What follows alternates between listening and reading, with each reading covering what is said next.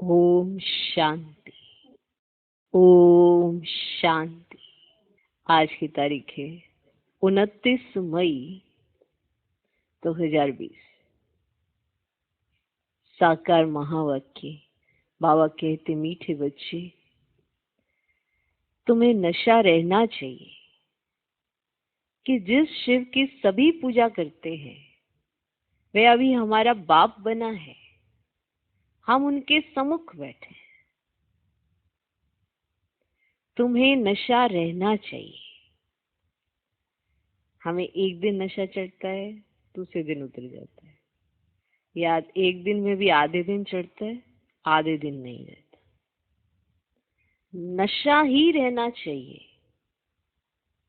वो तब होता है जब हम ऐसा सोचते हैं कि हमें क्या मिल रहा है, हम क्या प्राप्त कर रहे हैं, तब नशा बरकरार रहता है। नशा कम होने का कारण ही है कि हमारा चिंतन जो है श्रेष्ठ नहीं है। हमारा चिंतन जो होना चाहिए, जो हमें प्राप्त हो रहा है, उस पर नहीं है। बाबा रोज रोज एक बात कह रहे हैं कि तुम्हारे सम्मुख कौन है, तुम्हें पढ़ा कौन रहा है। आप कभी सोच के देखो, भगवान को रोज ये बात क्यों बतानी पड़ती है? क्योंकि रोज हम भूल जाते हैं। वरना एक बार जिसको ये बात समझ आ गई कि भगवान तुम्हारे साथ है, उसका हाथ तुम्हारे हाथ में है, तुम उसके सम्मुख बैठे हो, वो तुम्हें पढ़ा के लायक बना रहे हैं। हम नालायक थे, आज लायक बनने की पढ़ाई पढ़ रहे हैं, तो लायक तो बनेंगे। पर नशा कि हम कैसी पढ़ाई कर रहे हैं, भगवान पढ़ा रहे हैं, सम्मुख बैठे हैं, जो नशा हर रोज होना चाहिए। अगर वो स्वाभाविक नशा रोज रहने लगे तो भगवान को कहना ना पड़े, ये याद कराना ना पड़े। अगर उन्हें याद कराना पड़ रहा है क्योंकि हम भूल जाते तो कराना पड़ रहा है। कोई भी गलती हम करते हैं तो किसी को समझाना पड़ता है। अगर हम भूल ही नहीं करते, गलती नहीं करते, तो किसी को क्यों समझाना पड़ता है? कोई नहीं समझाता। अगर आप कार्य भी अच्छा कर रहे हो, सब कुछ अच्छा कर रहे हो, तो क्यों कोई समझाएगा, क्यों कोई बताएगा? हम संगम युग पर हैं। कलयुग की परछाई आज भी स्वभाव संस्कार में दिखाई पड़ती है। आज भी कलयुग के लक्षण जीवन में नजर आते हैं। इसीलिए उन्हें समझाना पड़ता है कि अपने अनादि और आदि संस्कारों को याद करो। वो नशा जिस शिव की पूजा सभी करते हैं, हम उनसे पढ़ते हैं, वो हमारे सम्मुख आते हैं। अगर वो जो समझा रहे हैं अगर हमने ध्यान नहीं दिया तो बोझा तो चढ़ेगा ही, सजा भी खानी पड़ेगी। क्यों खानी पड़ेगी? क्योंकि भगवान का कहा नहीं माना। अपने आप में ही बहुत बड़ी बात है, भगवान का कहा नहीं माना। ऐसे हम सभी कहते हैं हम भगवान के कहने पर चलते हैं, हम श्रीमत का पालन करते हैं, पर अगर जीवन में परिवर्तन ही नहीं दिख रहा, जैसे पहले थे वैसे अभी दिखाई देते हैं, माना चेंज नहीं आ रहा है, तो मैंने कुछ तो ऊपर नीचे कर रहे हैं। ये नशा कि कौन तुम्हें पढ़ाते हैं, कौन तुम्हारे सम्मुख आते हैं, ये नशा अपने आप में बहुत बड़ा नशा है। भगवान जिसको सब पुकार रहे हैं, याद कर रहे हैं, और भगवान हमारी पालना कर रहे हैं, हमें पढ़ा रहे हैं। अगर हमने अपना जीवन नहीं समझा कि हमारा जीवन किस लिए है, सिर्फ खाना पीना सोना, इसीलिए तो नहीं है ना। ये तो कोई भी कर लेता है, जीव जंतु हर कोई ये कर लेता है। अगर पेट है तो खाना के लिए भी प्रबंध भी वो करेगा, पीने के लिए पानी का प्रबंध भी करेगा, क्योंकि जीवन के लिए उसे ये करना है। ये तो कोई भी कर लेता है। पर जीवन लिया किस लिए है, ये कब सोचेंगे हम? शरीर लिया, शरीर को एनर्जी देने के लिए खाया पिया, ठीक है, सोया। देखो, खाना पीना सोना ये शरीर की वो है, रिक्वायरमेंट कह दो। या जरूरतें कह दो, ये शरीर के लिए। आत्मा का भोजन, किस लिए आत्मा ने ये शरीर धारण किया है? जब ऐसा हम सोचेंगे ही नहीं तो हमें कैसे पता चलेगा? सोचना पड़ेगा ना। और हम कितने कितने सौभाग्यशाली हैं। तो इस बात का नशा एक दिन 2 दिन नहीं, सदा रहना चाहिए। इसीलिए बाबा को बार बार रिपीट करके याद कराना पड़ता है कि तुम्हें नशा रहना चाहिए कि जिस शिव की सभी पूजा करते हैं वे अभी हमारा बाप बना है, हम उनके सम्मुख बैठे हैं। ये छोटी बात तो नहीं है कि हम उनके सम्मुख बैठे हैं, लेकिन जब हमारे सिर पर विकर्मों का बोझा होता है ना, तो ये बात भी बड़ी नहीं लगती है, इसे साधारणता में ले लेते हैं। लेकिन जैसे ये बोझा उतरेगा उस दिन आंख खुलेगी पर समय नहीं बचेगा। उस दिन सोचेंगे काश हमने ये पहले समझ लिया होता और हम इन पलों को जी लेते। आज ऐसे ही होता है ना, कोई कितना दूर होता है तो क्या कहता है कि अरे काश हम वापिस चले जाएं और वापिस से उन पलों को और अच्छे से जीवें, चाहे शायद ये वापिस रिपीट हो जाए ये सीन।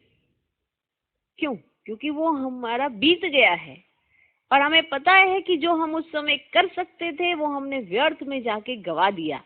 तो आप अपने पिछला देखें, पास्ट देखें, कई ऐसी चीजें होंगी जो व्यर्थ में जाके गवा दी गई। तो वर्तमान तो ना गवाएं, कहीं भविष्य में फिर से पछताना पड़े। तो इसीलिए ये फीलिंग है ना कि सम्मुख हम बाप के बैठे हैं, भगवान के बैठे हैं, अपने आप में कितना नशा होना चाहिए, कितना नशा होना चाहिए। वो नशा जो आपके चेहरे पे दिखाई दे, वो खुशी जो आपके जीवन में नजर आए, वो अतीन्द्रिय सुख जो आपके सम्मुख कोई भी आए उसको भी उस चीज की भास ना आए कि हाँ रियल में ये है चीज। आज का प्रश्न है, मनुष्य भगवान से क्षमा क्यों मांगते हैं? आपने देखा कितने दिनों से, जब से लॉकडाउन हुआ है, बाबा भगवान भगवान ऐसे जैसे पूरे विश्व की आत्माओं के लिए बाबा के महावाक्य चल रहे हैं। हर बात में भगवान भगवान, और ऐसे पीछे मूलियां चलती थी तो भगवान शब्द नहीं आता था ज्यादा, है ना, बाबा शब्द आता था। लेकिन अभी बहुत समय से मुरलियों में जैसे, क्योंकि अनजान भी सुनेंगे अगर तो उनको भी सुनाई दे क्या कि भगवान की बात हो रही है, भगवान, है ना, सबके लिए कॉमन बात हो गई एक तरह से। मनुष्य भगवान से क्षमा क्यों मांगते हैं? क्या उन्हें क्षमा मिलती है? और ये वो बाबा के महावाक्य चल रहे हैं जो बहुत समय पहले के। बताओ, मनुष्य भगवान से क्षमा क्यों मांगते हैं? क्या उन्हें क्षमा मिलती है? उत्तर, मनुष्य समझते हैं हमने जो पाप कर्म किए हैं उसकी सजा भगवान धर्मराज से दिलाएंगे। मनुष्य समझते हैं हमने जो पाप कर्म किए हैं उसकी सजा भगवान धर्मराज से दिलाएंगे, इसलिए क्षमा मांगते हैं। लेकिन उन्हें अपने कर्मों की सजा कर्म भोग के रूप में भोगनी ही पड़ती। लेकिन उन्हें अपने कर्मों की सजा कर्म भोग के रूप में भोगनी ही पड़ती। भगवान उन्हें कोई दवाई नहीं देता। कर्म भोग सजा है, कर्म भोग सजा है, पर अगर कर्म योग नहीं तो कर्म भोगने पड़ेंगे। और कर्म भोग माना शारीरिक व्याधि, अब उसमें योग का बल नहीं, इसलिए कर्म भोग में सजा तो पानी पड़ेगी। अगर योग का बल हो तो कर्म भोग कर्म योग में बदल जाता है। लेकिन सजा यही है कि कर्म भोग के रूप में भोगनी पड़ती। भगवान उन्हें कोई दवाई नहीं देता। गर्भ जेल में भी सजाएं भोगनी है। साक्षात्कार होता है, माने ये उसी आत्मा का होता है साक्षात्कार। कहीं रहते ना कि अरे इसने ऐसे कर्म किए, इसे क्या सजा दी भगवान ने। अब उसे क्या सजा दी ये वो आत्मा अच्छे से जानती है, क्योंकि सजा उसी को मिली है। साक्षात्कार होता है कि तुमने ये किया है, ईश्वरीय डायरेक्शन पर नहीं चले हो, इसलिए यह सजा है। साक्षात्कार होता है, माना दिखाई देता है कि हम कहां कहां ईश्वरीय डायरेक्शन पर नहीं चले, इसलिए मुझे यह सजा मिली है।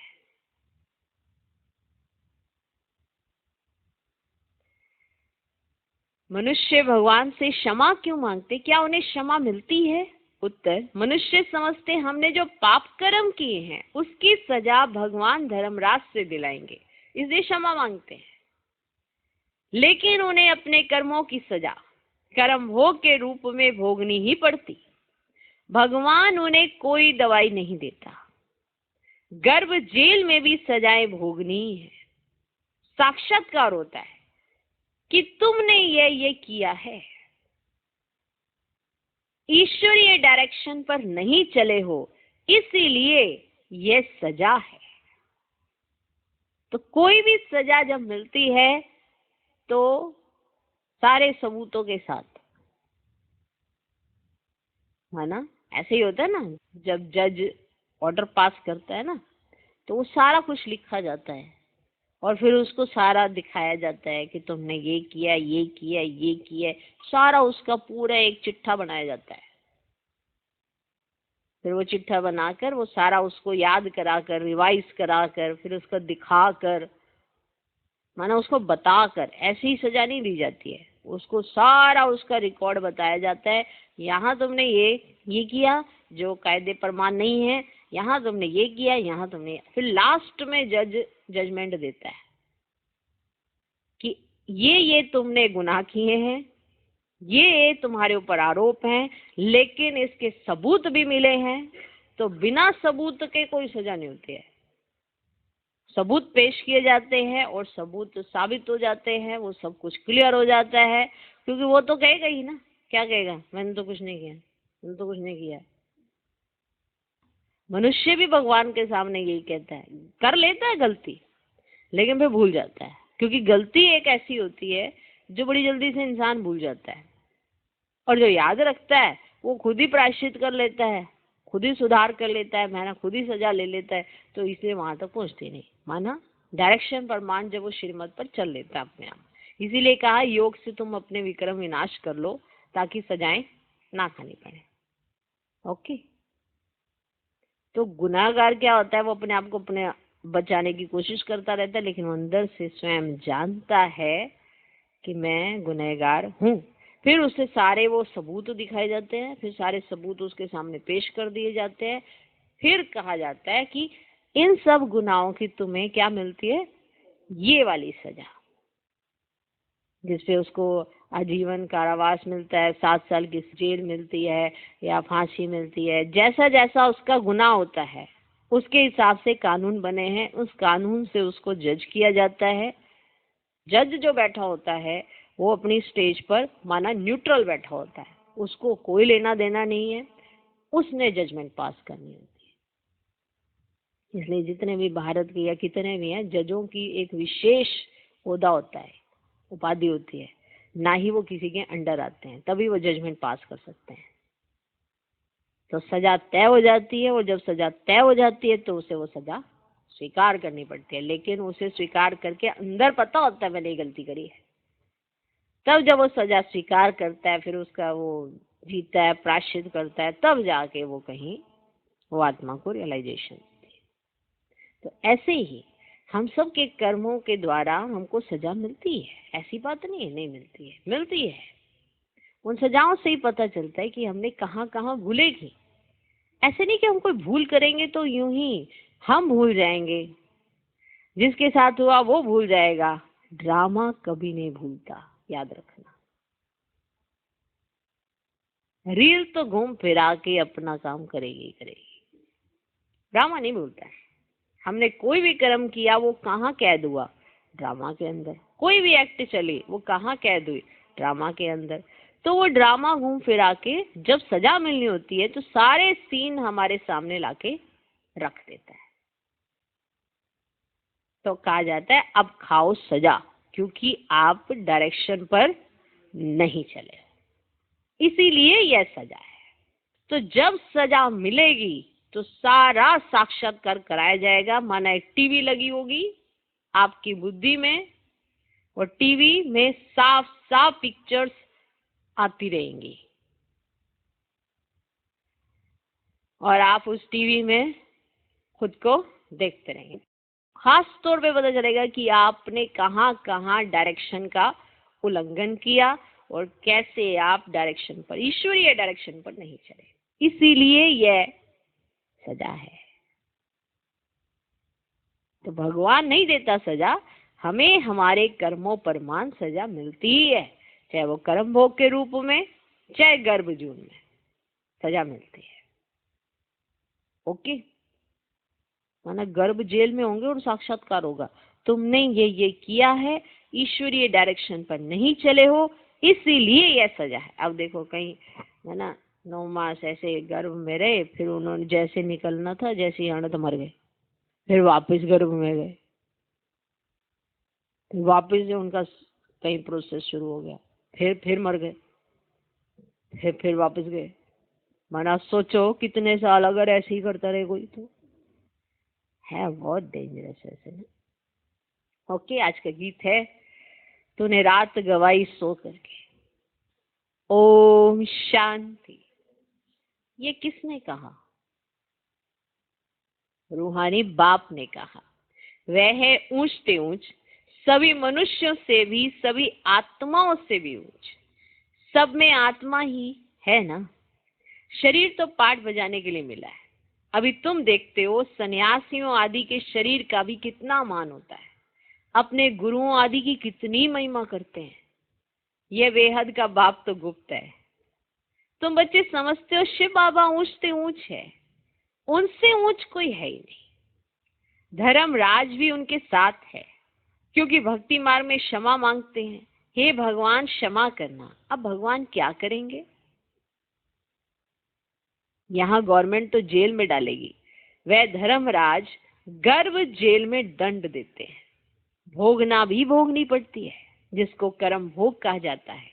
अभी तुम जानते हो कर्म भोग कौन भोगते हैं? अभी तुम जानते हो कर्म भोग कौन भोगते हैं, क्या होता है? कहते हैं हे प्रभु क्षमा करो, दुख हरो, सुख दो। अब भगवान कोई दवाई करते हैं क्या? वह तो कुछ कर ना सके, तब भगवान को क्यों कहते हैं? क्योंकि भगवान के साथ सिर्फ धर्मराज भी है, क्योंकि भगवान के साथ फिर धर्मराज भी है।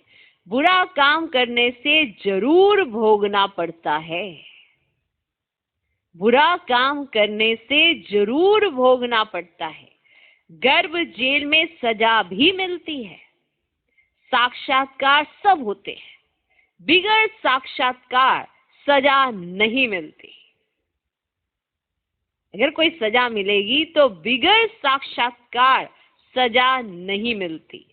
गर्भ जेल में तो कोई दवाई आदि नहीं है, वहां सजा भोगनी पड़ती है। जब दुखी होते हैं तब कहते हैं भगवान इस जेल से निकालो। अभी तुम बच्चे किसके सामने बैठे हो? ऊंचते ऊंच बाप है, परंतु है गुप्त। और सभी के तो शरीर देखने में आते हैं। यहाँ शिव बाबा को तो अपना हाथ पांव आदि है ही नहीं, फूल आदि भी कौन लेंगे? इनके हाथ से ही लेना होगा, है ना, इनके हाथ से ही लेना होगा अगर चाहे तो, है ना। ब्रह्मा बाबा अगर फूल लेंगे अगर चाहे तो, परंतु कोई से भी लेते नहीं। जैसे वह शंकराचार्य कहते हैं हमको कोई छुए नहीं, तो बाप कहते हैं हम पतितों का कुछ भी कैसे लेंगे, हमको फूल आदि की दरकार नहीं।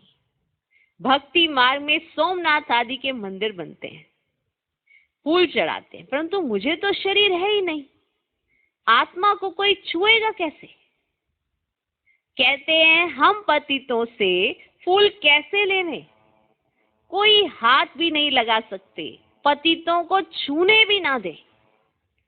आज बाबा कहते, कल फिर जाकर नरकवासी बनते, ऐसे को तो देखें भी नहीं। बाप कहते मैं तो ऊंच से ऊंच हूं, इन सब सन्यासियों आदि का भी ड्रामानुसार उद्धार करना है। मुझे कोई जानता ही नहीं। शिव की पूजा करते हैं परंतु उनको जानते थोड़े ही हैं कि ये गीता का भगवान है, और यहां आकर ज्ञान देते हैं। गीता में कृष्ण का नाम डाला है, गीता में कृष्ण का नाम डाल दिया है, कृष्ण ने ज्ञान दिया, बाकी शिव क्या करते होंगे? तो मनुष्य समझने में आते ही नहीं। अरे पतित पावन कृष्ण को थोड़े ही कहेंगे, पतित पावन तो मुझे कहते हैं ना। तुम्हारे में भी कोई थोड़े हैं जो इतना रिगार्ड रखते हैं, तुम्हारे में भी कोई थोड़े हैं जो इतना रिगार्ड रख सकते हैं। रहते कितना साधारण है, समझाते भी हैं, मैं इन साधुओं आदि सबका बाप हूं। जो भी शंकराचार्य आदि हैं, इन सबकी आत्माओं का मैं बाप हूं। शरीरों के बाप जो हैं वह तो है ही, मैं हूं सभी आत्माओं का बाप। मेरी सब पूजा करते हैं, अभी वे यहाँ सम्मुख बैठे हैं, परंतु सभी समझते थोड़े ही हैं कि हम किसके सामने बैठे हैं। सभी समझते थोड़े ही हैं कि हम किसके सामने बैठे हैं। आत्माएं जन्म जन्मांतर से देह अभिमान पर हिरी हुई है, इसीलिए बाप को याद नहीं कर सकते। देह को ही देखते हैं। देही अभिमानी हो तो उस बाप को याद करे और बाप की श्रीमत पर चले। बाप कहते हैं मुझे जानने के लिए सब पुरुषार्थी हैं। बाप कहते हैं मुझे जानने के लिए सब पुरुषार्थी हैं। माना हमारा ये भी पुरुषार्थ है कि हम बाप को अच्छे से जान सके। बाप कहते हैं मुझे जानने के लिए सब पुरुषार्थी हैं, क्योंकि जितना देह अभिमान होता है उतना बाप को कम पहचानते हैं, और जितना देही अभिमानी आत्मा हो जाती है उतना उसे बाप की पहचान एक्यूरेट हो जाती है। क्यों, क्या, कैसे, ऐसे वैसे, ये सारे प्रश्न उसके खत्म हो जाते हैं, क्योंकि उसके पास उत्तर ही उत्तर है, सवाल है ही नहीं।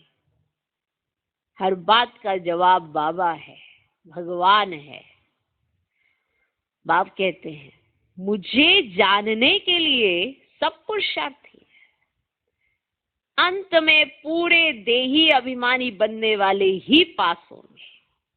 माना अभी हम पुरुषार्थ कर रहे हैं देह अभिमान को छोड़ने का, अभी हम पुरुषार्थ कर रहे हैं बाबा को एक्यूरेट जानने का, और जब हम देही अभिमानी बन जाएंगे तो हमें सब समझ आएगा। लेकिन ये सबके सब देही अभिमानी नहीं बनेंगे, ये भी पॉइंट है। जो मेहनत करेंगे वही देही अभिमानी बनेंगे। जिनको ये होगा मुझे ये देह अभिमान खत्म करना है, जिनको ये रियलाइजेशन होगा कि ये देह अभिमानी है जो मुझे मेरे बाप से दूर करता है, वही मेहनत करेंगे। अंत में पूरे देही अभिमानी बनने वाले ही पास होंगे, बाकी सब में जरा जरा देह अभिमान रहेगा।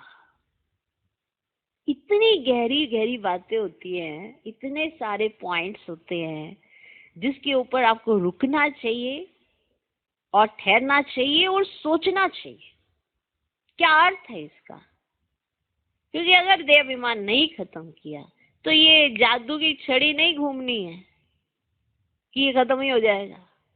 एक क्लास में 100 बच्चे होते हैं, पढ़ाने वाला एक समान पढ़ाता है, सब पास नहीं होते हैं। क्यों?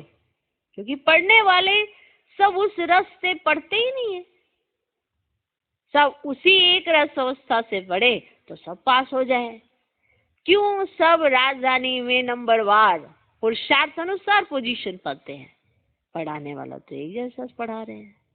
सेम यही मुरली पूरे विश्व में आज पढ़ी जाएगी, सुनी जाएगी, समझी जाएगी, पर समझेगा कौन कैसा, इसमें हम सब नंबरवार। तो इसीलिए कहा अंत में पूरे देही अभिमानी बनने वाले ही पास होंगे, बाकी सब में जरा जरा देह अभिमान रहेगा। बाप तो है गुप्त, उनको कुछ भी दे नहीं सकते। क्या लगता है हमें, हम बाप को कुछ दे सकते हैं? कुछ भी दे नहीं सकते। बच्चियां शिव के मंदिर में भी जाकर समझा सकती हैं। कुमारियों ने ही शिव बाबा का परिचय दिया है तो कुमार कुमारियां दोनों जरूर। कुमारों ने भी परिचय दिया होगा। माताओं को खास उठाते हैं क्योंकि उन्होंने पुरुषों से जास्ती सर्विस की है। तो बच्चों को सर्विस का शौक होना चाहिए, जैसे उस पढ़ाई का भी शौक होता है ना। वह है जिस्मानी और यह है रूहानी। जिस्मानी पढ़ाई पढ़ेंगे या ड्रिल आदि सीखेंगे, मिलेगा कुछ भी नहीं। समझो, अभी किसको बच्चा जन्मता है तो धूमधाम से उनकी छठी आदि मनाते हैं, परंतु वे पाएंगे क्या? इतना समय नहीं जो कुछ पा सके। यहाँ से भी जाकर जन्म लेते हैं, मान लो ज्ञान में थे और यहाँ से जाकर भी जन्म लेते हैं, परंतु वे भी समझेंगे तो कुछ नहीं। माना इतने वर्ष तो खत्म ना, कोई पुरुषार्थ नहीं होने वाला। मानो आपने आज शरीर छोड़ दिया, अब जब तक आप होश में आओ तब तक के तो वर्ष बीत जाएंगे, वो तो आपके पुरुषार्थ में शामिल नहीं हुए। तो आपका ये जन्म कितना अमूल्य है, ये समझ जो आपको आज आ गई है, कल आए ना आए। चलो संस्कार ले भी जाओगे तो कितने वर्ष का गैप पड़ेगा, और इतने वर्ष का गैप पड़कर पुरुषार्थ क्या होगा? और चलो चले भी गए, पता चले सब कुछ खत्म हो गया, तो बच्चे भी शरीर छोड़ देते हैं। ऐसा थोड़ा है कि अगर जन्म लिया है तो बुजुर्ग तक ही जाएंगे, बीच में शरीर छूटता रहा तो क्या होगा? पुरुषार्थ तो नहीं हुआ ना। तो ये जीवन जो इतना अमूल्य है, इसकी अहमियत को समझ के पुरुषार्थ में लग जाना चाहिए। और पुरुषार्थ क्या है? आज दो तरीके का पुरुषार्थ समझ में आया। एक तो देह अभिमान खत्म करना है, दूसरा बाबा को जानना है। जितना जानते जाएंगे उतना ही तो बनेंगे। जिसको जितना जानते हैं उतना उसको समझते हैं, और जिसको जितना समझते हैं उतना उसके प्रति रिगार्ड प्यार अपने आप पैदा हो जाता है। ये कोई अलग से वो पंप नहीं है जो डाल के आप प्यार पैदा करोगे अपने अंदर। ये तो जानना और समझना और उनका कहना मानना। तो अभी आप ऐसा करो कि अपने जीवन का मूल्य समझो बस, और मूल्यवान बनो। मूल्य समझो, मूल्यवान बनो। सोचो, आपने अपने जीवन का क्या मूल्य लगाया है? क्या आपको लगता है ये बहुत कीमती है ये जीवन? इसकी वैल्यू को समझ के आप जीते हो या यूं ही जिए जा रहे हो बस? तो इतना समय ही नहीं बचा है, इसलिए आप अपने जीवन का महत्व समझो। फिर बाबा ने कहा, समझो, अभी किसको बच्चा जन्मता है तो धूमधाम से उनकी छठी आदि मनाते हैं, परंतु वे पाएंगे क्या? इतना समय नहीं जो कुछ पा सके। यहाँ से भी जाकर जन्म लेते हैं, परंतु वे भी समझेंगे तो कुछ नहीं। यहाँ का बिछड़ा हुआ होगा तो जो सीख कर गया होगा उसी अनुसार छोटेपन में ही शिव बाबा को याद करता होगा।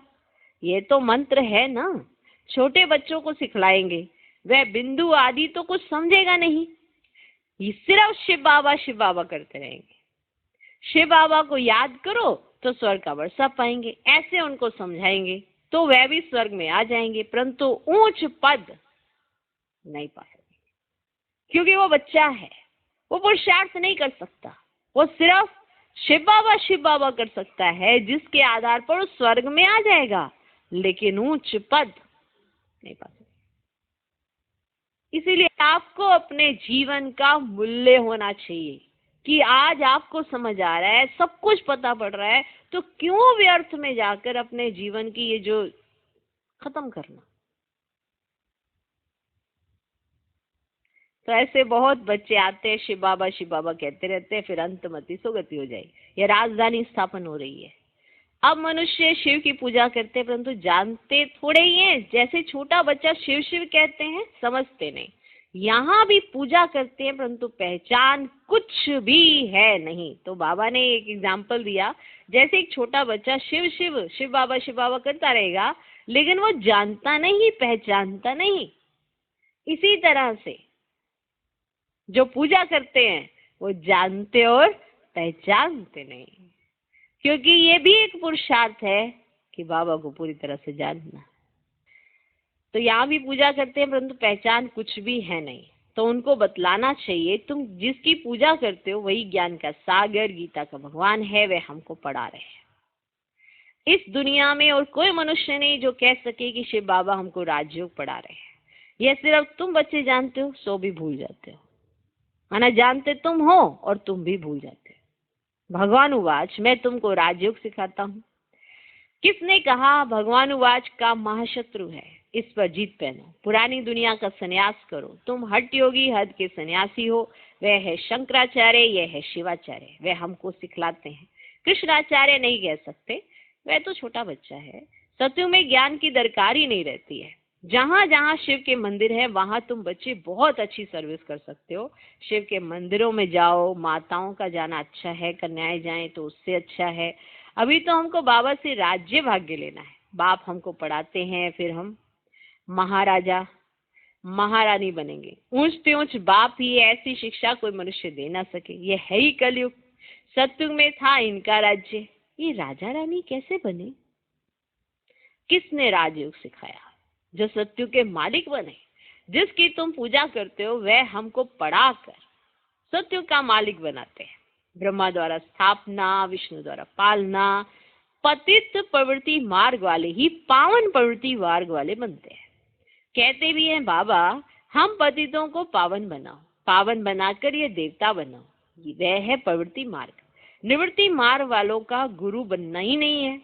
जो पवित्र बनते हैं उनको उनके गुरु बन सकते हैं। ऐसे बहुत कंपेनियन भी होते हैं, विकार के लिए शादी नहीं करते हैं, तो तुम बच्चे ऐसी ऐसी सर्विस कर सकते हो। अंदर में शौक होना चाहिए। हम बाबा के सपूत बच्चे बन क्यों ना जाकर सर्विस करेंगे। पुरानी दुनिया का विनाश सामने खड़ा है। अब शिव बाबा कहते हैं कृष्ण तो हो ना सके, वह तो एक ही बार सत्युग में होगा। दूसरे जन्म में वही फीचर्स वही नाम थोड़े ही होगा। 84 जन्म में 84 फीचर्स। कृष्ण ये ज्ञान किसको सिखला ना सके, वे कृष्ण कैसे यहाँ आएंगे? अभी तुम इन बातों को समझते हो। आधा कल्प अच्छे जन्म होते हैं, फिर रावण राज्य शुरू होता है। मनुष्य हूबहू जैसे जानवर मिसल बन जाते हैं, एक दो में लड़ते झगड़ते रहते हैं। तो रावण का जन्म हुआ ना, माना लड़ना झगड़ना, माना रावण। लड़ना झगड़ना माना रावण। तो जहां तर्क वितर्क होता है वो रावण है, और रावण माना लड़ना झगड़ना होता है। तो रावण का जन्म हुआ ना। बाकी 84 लाख जन्म तो है ही नहीं, इतनी वैरायटी है, जन्म थोड़ी इतने लेते हैं। तो ये बाप बैठ समझाते हैं, वह है ऊंचते ऊंच भगवान, वह पढ़ाते हैं। नेक्स्ट में फिर यह भी तो है ना, नहीं पढ़ेंगे तो किसी के पास जाकर दास दासियां बनेंगे। अगर पढ़ोगे नहीं तो किसी के पास जाकर दास दासियां बनेंगे। क्या शिव बाबा के पास दास दासी बनेंगे? बाप तो समझाते हैं, पढ़ते नहीं हो तो जाकर सत्युग में दास दासियां बनेंगे। जो कुछ भी सर्विस नहीं करते, खाया पिया और सोया, वे क्या बनेंगे?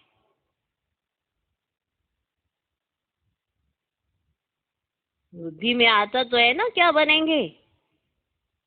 हम तो महाराजा बने, हमारे सामने भी नहीं आएंगे, खुद भी समझते हैं ऐसे हम बनेंगे। तो फिर भी शर्म कहाँ है? शर्म कहाँ है? हम अपनी उन्नति कर कुछ पाले में समझते ही नहीं। तब बाबा कहते हैं ऐसे मत समझो, ये ब्रह्मा कहते हैं। जो भी कहते हैं, कौन कहते हैं? शिव बाबा कहते हैं। ऐसे मत समझो, ये ब्रह्मा कहते हैं। क्योंकि ब्रह्मा साकार में है माना उस समय।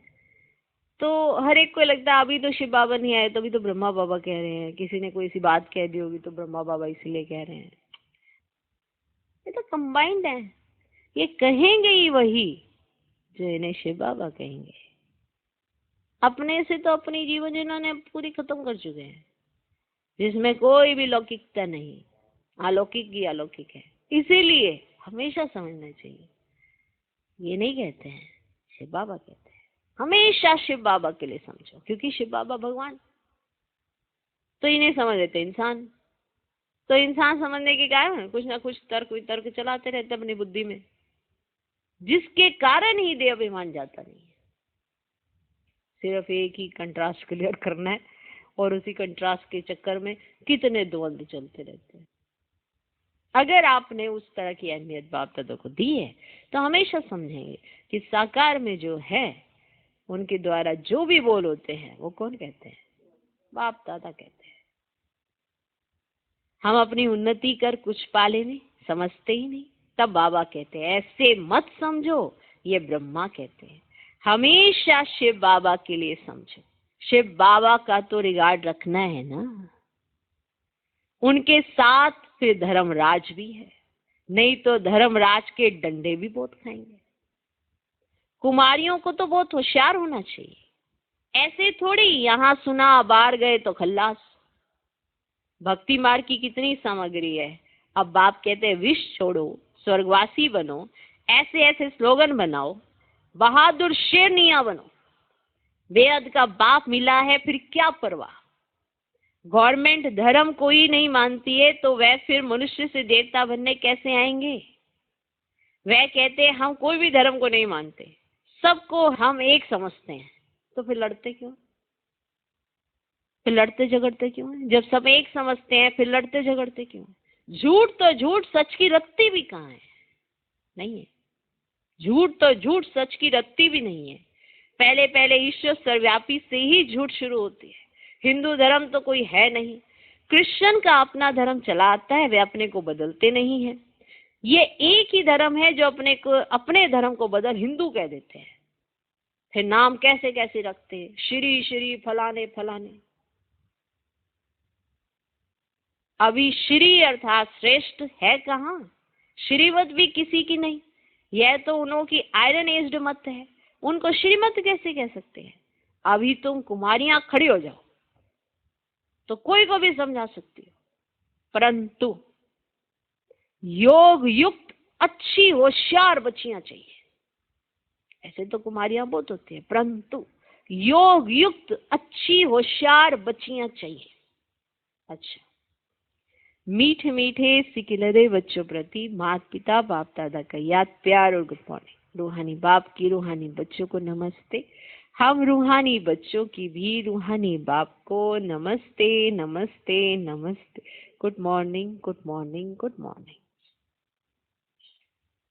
धारणा के लिए मुख्य सर पहला पॉइंट, अपनी उन्नति करने के लिए बाप की सर्विस में तत्पर रहना है। सिर्फ खाना पीना सोना ये पद गवाना है।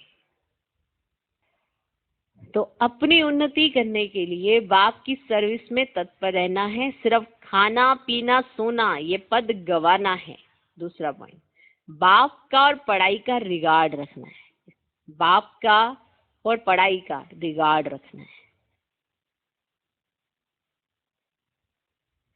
देही अभिमानी बनने का पूरा पूरा पुरुषार्थ करना है। देही अभिमानी बनने का पूरा पूरा पुरुषार्थ करना है, ये है पुरुषार्थ। बाप की शिक्षाओं को धारण कर सपूत बच्चा बनना है।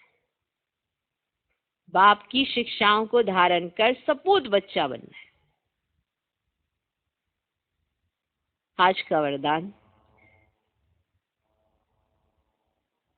स्वयं को विश्व सेवा प्रति अर्पित कर। स्वयं को विश्व सेवा प्रति अर्पित कर माया को दासी बनाने वाले सहज संपन्न भव।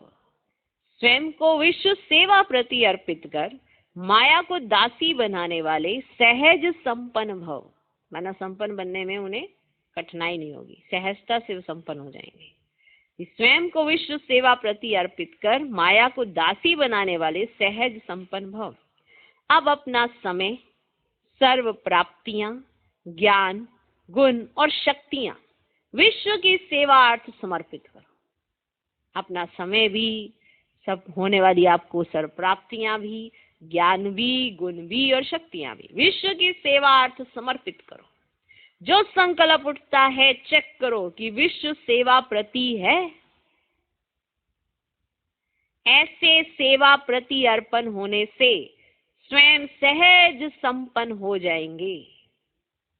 सेवा की लगन में छोटे बड़े पेपर्स या परीक्षाएं स्वतः समर्पण हो जाएंगी सेवा की लगन में, क्योंकि आपने अपना समय, सर्वप्राप्तियां, ज्ञान, गुण, शक्तियां विश्व सेवा के लिए लगा दी।